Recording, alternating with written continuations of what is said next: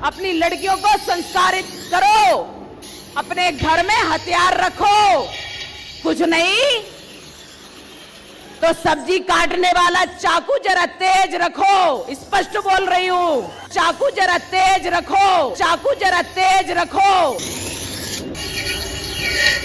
इस शान पर चाकू की धार इसलिए तेज नहीं की जा रही कि किसी की गर्दन काटनी, बल्कि इसलिए कि जब यह रसोई घर में पहुंचे तो बंदा गोभी कटे, बंदा नहीं।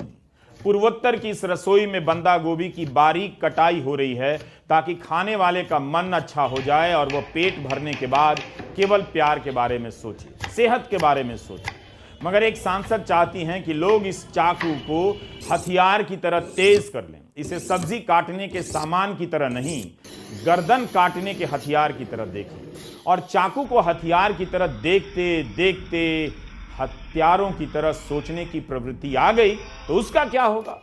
जिस चाकू से आप रोज प्याज काटते हैं, साध्वी प्रज्ञा चाहती हैं कि आप उसे हत्या के बदले के हथियार के रूप में देखें।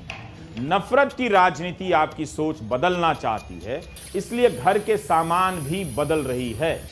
आपने कभी चाकू को हथियार की तरह नहीं देखा होगा, क्या पता कुछ लोग देखने भी लग जाएं।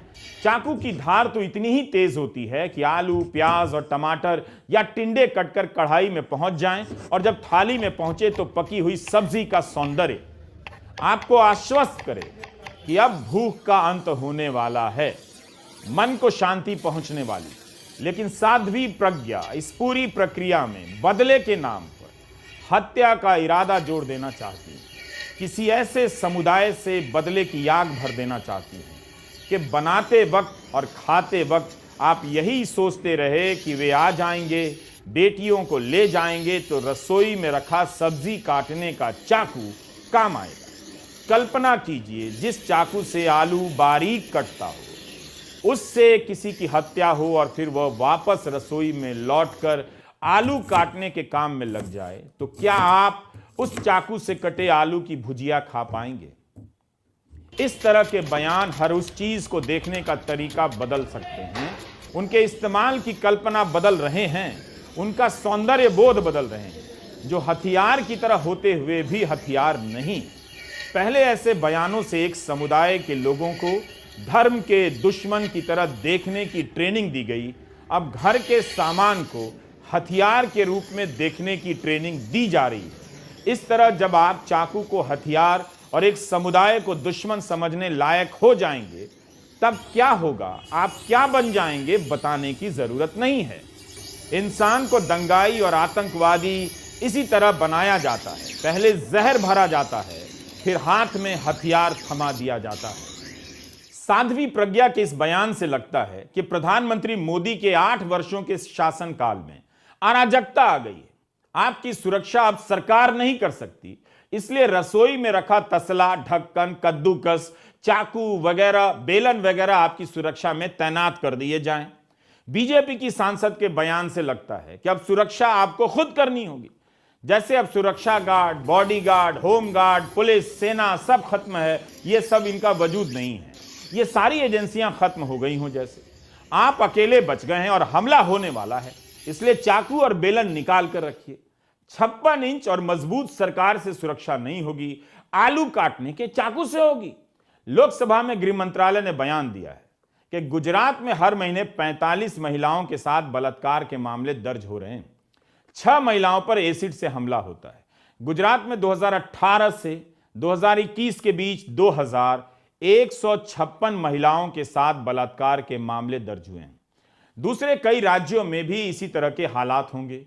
औरतों के साथ गलत व्यवहार घर में ही होता है, जान पहचान के लोग ज्यादा करते हैं, मगर यह सब लड़कियों की असुरक्षा का मुद्दा नहीं बनता है।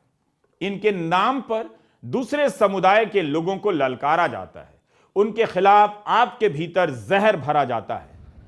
बेटी बचाओ, बेटी पढ़ाओ, यह इतना लिखा हुआ दिखता है आजकल कि देखकर भी आप नहीं देखते। क्यों लिखा है बेटी बचाओ? किससे बचाओ? दुनिया के किसी देश में आपने देखा है कि ट्रक के पीछे लिखा हुआ है, टेम्पो के पीछे लिखा हुआ है बेटी बचाओ बेटी पढ़ाओ? यह इसलिए लिखा है कि साध्वी प्रज्ञा जिस समाज को अपनी लड़कियों की सुरक्षा के लिए चाकू की धार तेज करने के लिए कह रही हैं, उसी समाज का एक हिस्सा चाकू के बिना ही बेटियों को गर्भ में मार देता है। वह बेटियों की भ्रूण हत्या करता है। इसलिए नहीं करता है कि लव जिहाद हो जाएगा और दूसरे धर्म में शादी हो जाएगी, बल्कि इसलिए करता है कि अपने ही समाज में बेटियों की शादी का वह बोझ नहीं उठा पाएगा, बेटियों को संपत्ति का वारिस नहीं समझता, हक नहीं देना चाहता। इसलिए हर दूसरे ट्रक और टेम्पो पर लिखा गया है कि बेटी बचाओ बेटी पढ़ाओ। तभी तो भ्रूण परीक्षण रोकने के लिए इस देश में कानून बनाया गया। हम अभी बलात्कार के आंकड़े नहीं दे रहे हैं हर राज्यों के, गुजरात का दिया है जरूर, लेकिन आप सोचिए कि जिन चीजों से बेटियों को असली खतरा है उससे लड़ने का आह्वान ये सांसद नहीं करती हैं, बल्कि जिससे खतरा नहीं है उसे लेकर काल्पनिक असुरक्षा पैदा करती हैं और सब्जी काटने के चाकू की धार तेज करने के लिए कह रही हैं। एक समुदाय के संदर्भ में जब इस तरह का बयान दिया जाता है तब उसे हेट स्पीच कहते हैं, नफरती भाषण। सुप्रीम कोर्ट के बार बार आग्रह और निर्देश के बाद भी इसका सिलसिला थम नहीं रहा। ऐसे भाषण जोश तो पैदा करते हैं मगर होश ले लेते हैं, आपको नागरिक से हत्यारे में बदल देते हैं। आपको ही तय करना है कि आप क्या बनना चाहते हैं। जिस रसोई घर में किसी की ममता पकवान बनाती है वहां अब हैवान तैयार किए जाएंगे, इस तरह के भाषण दिए जा रहे हैं। नफरत का ये जहर आपकी रसोई में घुसाया जा रहा है। इसी तरह धीरे धीरे आपके बच्चे जहर से लैस होते जाएंगे। पहले आप चाकू की धार तेज करेंगे, एक दिन आप चाकू लेकर सोने लगेंगे और चाकू बन जाएंगे। समाज में लोग दंगाई ऐसे ही बनते हैं। बेहतर है आप सतर्क हो जाएं। मैं नहीं चाहता कि किसी का बच्चा रसोई से चाकू लेकर बाहर जाए या बाहर से चाकू लेकर घर के अंदर आए। आप भी नहीं चाहते होंगे। नमस्कार, मैं रवीश कुमार। आप देख रहे थे मेरा YouTube channel Ravish Kumar official. इसे ज्वाइन भी कीजिए और सब्सक्राइब भी कीजिए और अपने साथियों को भी बताइए कि Ravish Kumar official YouTube channel कैसे ज्वाइन किया जाता है, सब्सक्राइब किया जाता है। धन्यवाद।